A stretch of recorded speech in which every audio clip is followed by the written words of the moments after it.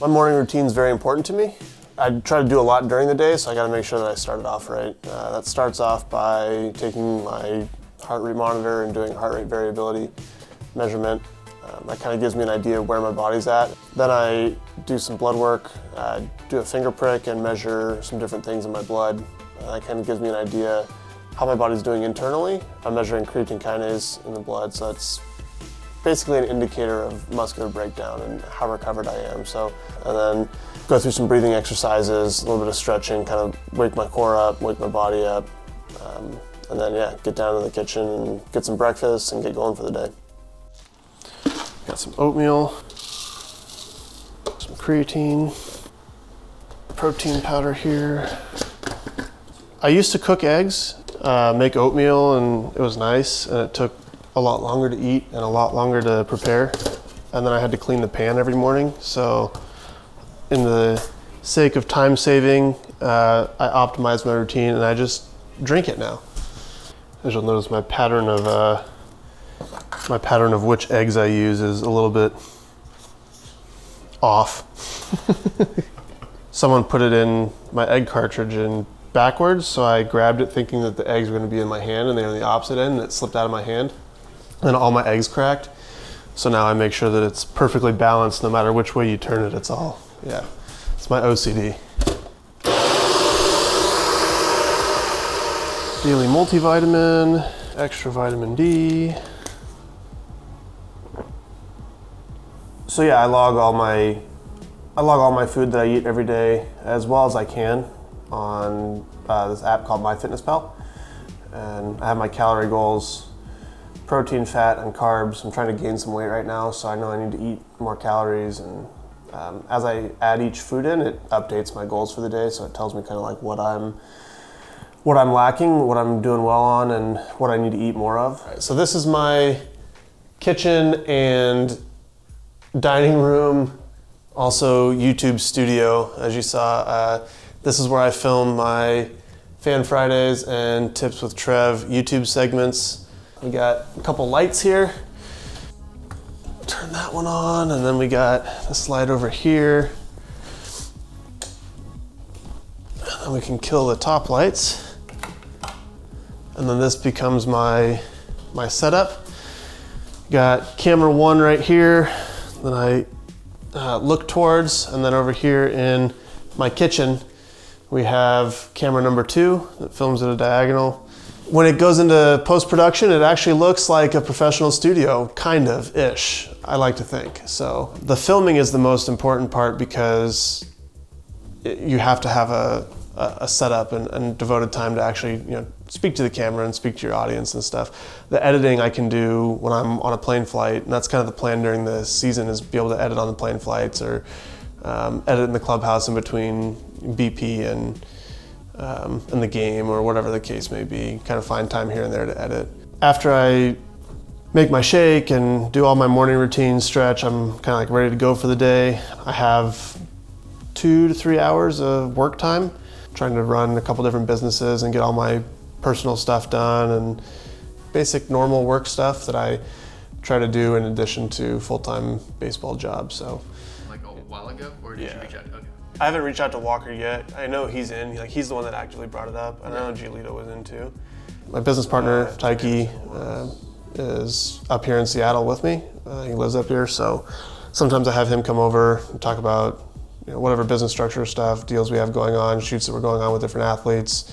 It's actually taught me quite a bit about leadership and how that can apply to baseball team, and how stuff that I've learned in baseball can apply to business and team building and all that. So it's a really nice crossover and a way that I can kind of apply my intellectual side of my brain to athletics, and then the stuff I've learned experientially through athletics to the intellectual pursuits that I'm involved in. So.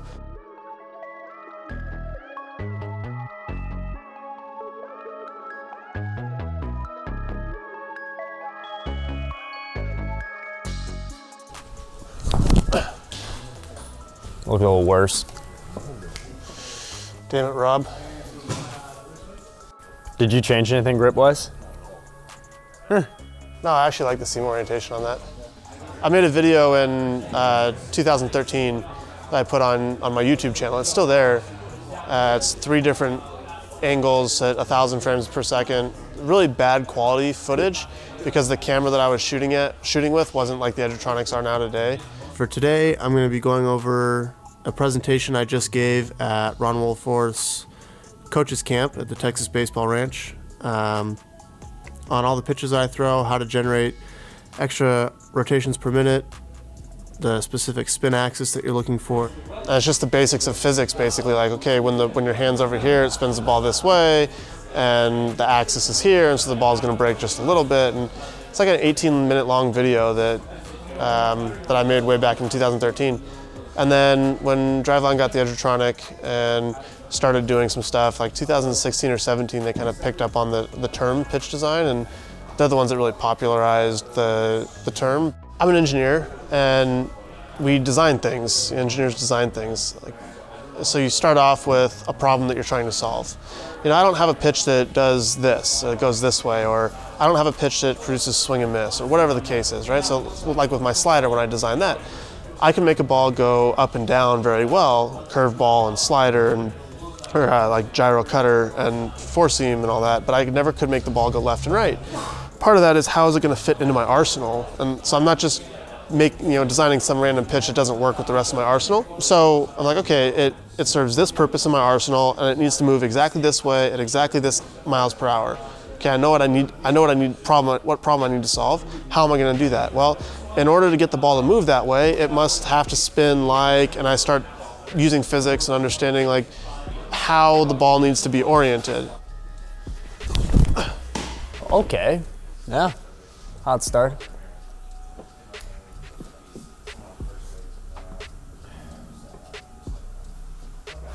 Oh, yeah. Keep it like sub 145 and probably cooking, yeah? With that seam orientation, yeah, if I get the seam orientation right. He's made an active effort to get off of the fingertip, like pressure-wise, so you can see his fingertip is sort of hovering versus being on the ball and pulling down through. As he said, his finger nicked the ball, and we see the spin direction shift closer towards noon rather than being 2 or sub 2 o'clock, closer to 3, which we want for a little bit less vertical break, so more depth on the pitch, but he's maintaining the horizontal break. Just look at the spin rate. Yeah. It jumped 400 RPM. Exactly. So when he's pushing through the ball or pulling down with his finger versus it just slipping out, spin rate increases, vertical break increases, not necessarily what we want. And so eventually you just kind of start, nudging it this way, and then you just slowly start nudging it this way until you have what you want. And eventually you have your bridge or your slider or whatever pitch that you're designing. And it's the same type of process that you apply to every pitch. Where are you? What problem do you have? What's the solution to the problem? How are you going to accomplish that? Do it, do it, do it. And then eventually you repeat that process enough times, you solve your problem. I wonder if I roll the ball back, like, Strasburg grips his like this. I'm going to throw this really quick. See how this works.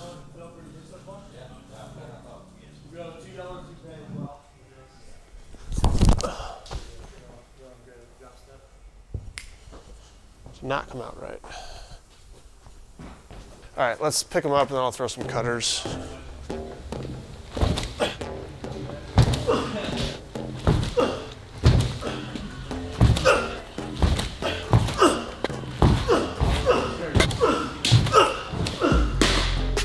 That was better.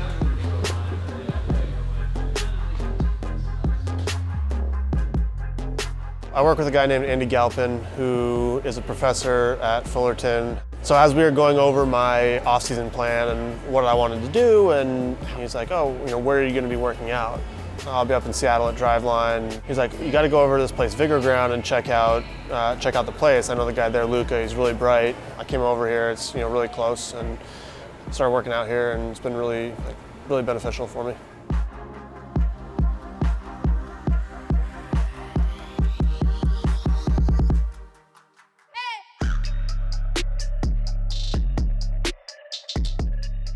I learned really early on in life a certain process. I learned it from my dad, and I've kind of built upon it as I've gotten older, but the basic process is evaluate where you are, evaluate exactly where you want to go, design a process, and then test it.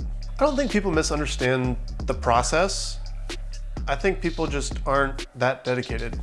And so it's a completely different mindset for them. The most driven people in the world all have some form of this process. They know exactly where they want to go, and they have some way that they're trying to get there. But the vast majority of people aren't that way. There's a reason the 1% are the 1%, and it's a lot to do with this mindset.